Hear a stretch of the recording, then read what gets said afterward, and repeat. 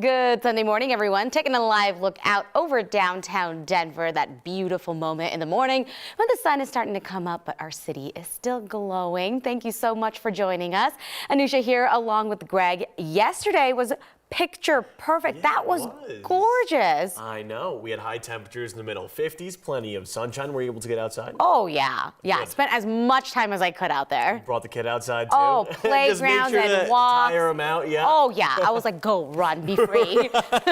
And yeah, as you said, what a perfect day for it. The only thing about today, though, that we have to worry about is the winds. Yeah. Otherwise, we're going to be talking about temperatures yet again in the middle 50s. Another round of sunshine on the way for us. And this, of course, is all in preparation for another midweek snowstorm that we're going to be getting Wednesday and Thursday. Let's take a look at what's going on with our forecast right now. Currently, temperatures in the middle 30s, 36 degrees in Denver. Lyman at a pretty chilly 14 degrees, really hanging on to temperatures in the teens as well. Wind speeds between 5 and 10 miles per hour in Denver. Take a short trip down south, down towards Colorado Springs, 10 to 15 miles per hour. Of course, today is when we have those high wind warnings and high wind watches to be aware of, especially along the foothills pushing into the Front Range. Could be seeing gusts anywhere between 70 to 80 miles per hour this evening. That's why we have high wind warnings in effect. For Rocky Mountain National Park and the foothills, gusts up to 80 miles per hour. That starts this afternoon and lasts through Tuesday at around noon. Meanwhile, from tonight into tomorrow night, gusts up to 75 miles per hour down toward the south and central portion of the state, especially in the upper elevations. We do have winter weather advisories to talk about for for Rabbit Ears Pass, and of course for Elkhead and the Park Range, anywhere between 5 to 10 inches possible. Here's what we need to know moving forward. Sunny and breezy for Denver today. Some snow is possible in the upper elevations to the north and west. Strong winds, of course, as I just highlighted with those high wind warnings, and a very active weather week ahead. Details coming up in a few minutes. That, Greg. Well, right now, northbound I25 at East Mulberry Road in Fort Collins is closed as police are investigating a traffic accident that left one man dead. This was after deputies had tried to talk to him. It happened around 9 last night after Larimer County Sheriff's Office deputies stopped a vehicle with expired registration. The man was going north on I25 and then pulled off at the Mountain Vista exit. Investigators said the man was using a fake name. They asked him to get out of the car. Instead, deputies say he ran towards I-25. They used a taser, but then said the man was hit by a passing car. He was taken to the hospital where he was pronounced dead. No one else was hurt. A woman is in the hospital this morning as well after somebody hit her car and took off in Denver. Right now, police are investigating. Denver investigators say that this happened around 3:30 Saturday morning on I-25 southbound just north of Hamden. Dawson Armstrong says that he was driving his friend Bridget when a speeding car hit them, disabled Dawson's car, but then took off. Because of that, they got stuck in the middle of I-25. Then police confirmed a semi-truck hit them, demolishing the car. While the first driver took off, police say the semi-driver did stay at the scene. Bridget went to the hospital, and we were able to talk to Dawson Armstrong. He says Bridget's skull is fractured, but that she's hanging in there, and they want to know who slammed into them in the first place. We want to figure out who did it because that sucked. Like, we literally could have died because of that. He hit us, just took off right in the middle of I-25, like one of the busiest roads in Colorado, obviously. So, you know, that's not a very cool thing to do. Left us just as sitting ducks, and we're just thankful to be alive, like literally. So we want to figure out who did it. Like, he deserves to get whatever justice comes for him. Police did not have a description for the car that drove off, but family said that it was a mid-sized dark red hatchback SUV.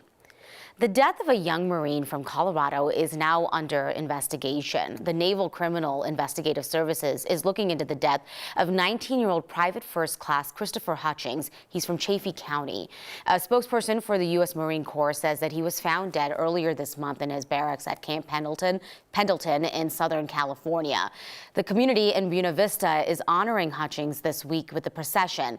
Investigators say that he had just graduated high school last year. His funeral with full military honors will be next Sunday in Buena Vista. Well, this weekend, loved ones were filling churches for the funerals for 2 out of the 3 students killed in Monday's shooting at Michigan State University. 5 other students were hurt. Michigan State alumni in Denver were also gathered for a vigil to honor the lives lost. Dozens of people in the Colorado Spartans Alumni Club were grieving together outside of Tom's Watch Bar on 19th Street. This has been such a difficult week for the entire Spartan community, as well as our friends and our family. And it's especially hard for us being so far away from home.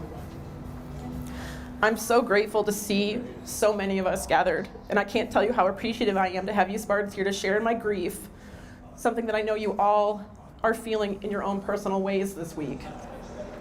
The Colorado Spartans are sending cards to the Michigan State community to show their solidarity. There was also a moment of silence before the tip-off at last night's game between Michigan State and Michigan.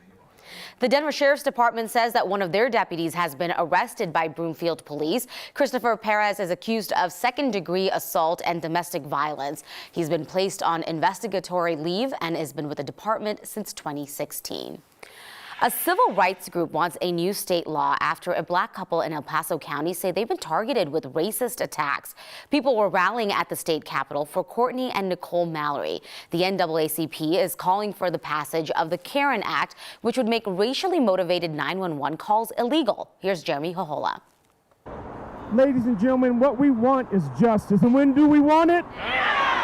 A rally as the story involving Colorado farmers Courtney and Nicole Mallery gets more attention. What me and my wife have been going through, I wouldn't wish that on anyone. The two say racist neighbors have vandalized their farm, mutilated their livestock, and called 911 on them with false claims. It is not right.